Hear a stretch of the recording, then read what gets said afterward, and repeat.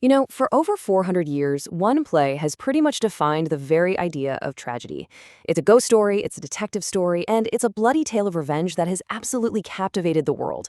So what is it about a 400-year-old story about a Danish prince that feels so immediate, so modern? Today, we're going to dive into the masterpiece that is William Shakespeare's Hamlet. All right, so picture this. We're on the freezing, windswept battlements of Elsinore Castle in Denmark. And let me tell you, the guards are absolutely terrified.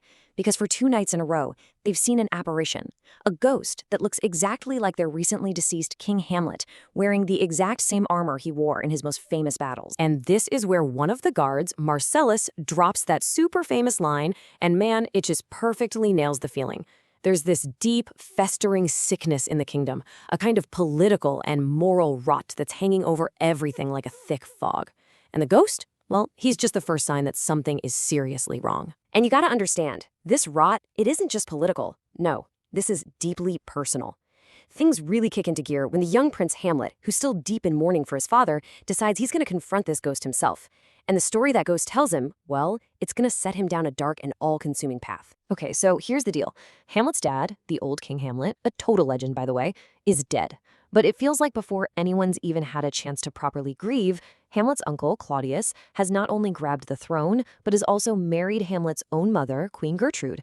The whole thing happens so fast, it's more than a little suspicious, right? So when Hamlet finally comes face to face with this ghost, it tells him a story that completely flips the script. See, the official story was, oh, he got bit by a snake in the garden. But the ghost lays out the chilling, horrible truth. He was murdered in his sleep. Poison was poured into his ear by the very man who now wears his crown and sleeps with his wife, his own brother, Claudius. So you can imagine this changes everything. All that grief Hamlet was feeling, it just morphs into this burning, fiery need for justice. He suddenly has this terrible secret mission, and it's about to become his one and only obsession. This is the ghost's direct order to him.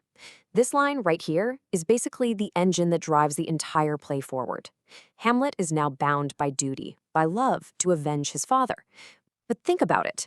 How on earth is a prince supposed to prove that a sitting king is a murderer? Hamlet's answer is to stage a performance, a really dangerous one. He decides he's going to put on what he calls an antic disposition. Basically, he's going to pretend to be completely, utterly insane. The logic here is that if the court just writes him off as a lunatic, he can basically float around them like a ghost himself, watching the king, searching for proof without anyone ever guessing his real mission. And you know what? His act is really convincing.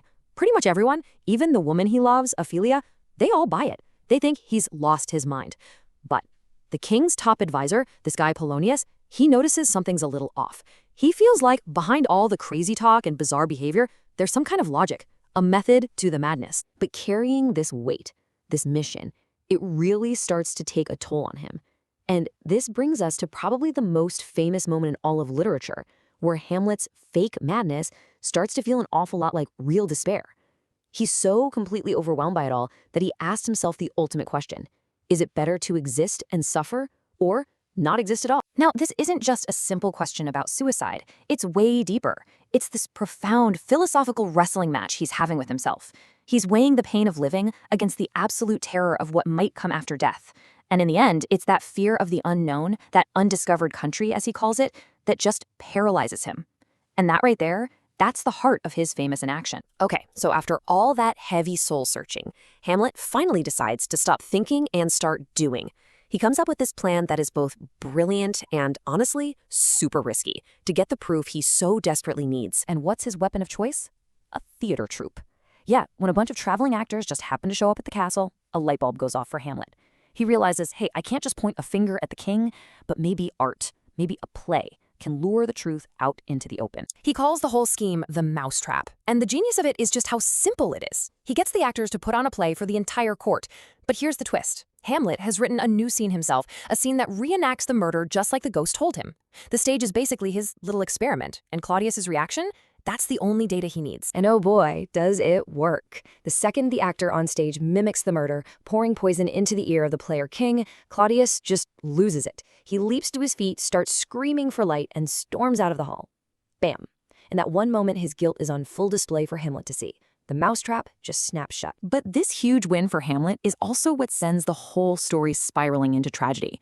So right after the play, Hamlet goes to confront his mother, Gertrude. He hears a noise behind a tapestry, and thinking it's Claudius spying on them, he just whips out his sword and stabs right through it. But it's not the king. It's that nosy advisor, Polonius. And that mistake, that is the absolute point of no return. Killing Polonius, even by accident, is like knocking over the first domino. It sets off this horrific chain reaction of death and disaster that's going to take down the entire Danish court. And the fallout is just immediate and catastrophic. First, the murder sends Polonius's daughter, Ophelia, into this heartbreaking spiral of madness, and she ends up drowning. That, in turn, brings her brother Laertes storming back from France, breathing fire and wanting revenge for his father and his sister. And of course, Claudius, who is a master manipulator, sees his chance. He points all of Laertes' rage right at Hamlet. Okay, the final scene, it's just a masterclass in complete and total devastation. The plan is a rigged fencing match, but it goes wrong in almost every way imaginable. Queen Gertrude accidentally drinks a cup of poisoned wine that was meant for Hamlet. Laertes manages to wound Hamlet with a poisoned sword, but then in the scuffle, they swap swords.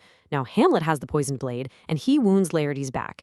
As he's dying, Laertes confesses the whole plot, and with his last ounces of strength, Hamlet finally gets his revenge, forcing the poison down the king's throat before he collapses and dies himself. And then, silence.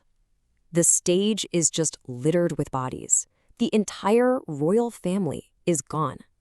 So after all that carnage, you have to ask, why? Why are we still obsessed with this story? What is it about this 400-year-old play that just haunts us? I mean, just think about that iconic image, right? Hamlet, holding the skull of Yorick, who was the court jester when he was a kid. And this scene, it's not really just about death. It's about what it means to be alive. He's staring right into the face of his own mortality and asking, what's left of us when we're gone? You know, our legacy, our memories, does any of it even matter? And I think that's the secret. That's why this play has lasted for so long. It doesn't hand us easy answers. Instead, it hits us with these huge, inescapable questions. Is revenge ever really right? What's the difference between how things seem and how they really are? Where's the line between sanity and madness? See? These are our questions, not just some Danish princes from 400 years ago. So in the end, after all the ghosts and plots and death, we're just left with him, Hamlet.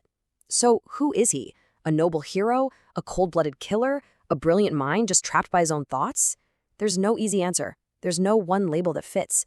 And that mystery, that incredible, haunting complexity, that's why, even after 4 centuries, we're all still trying to figure out who Hamlet really is.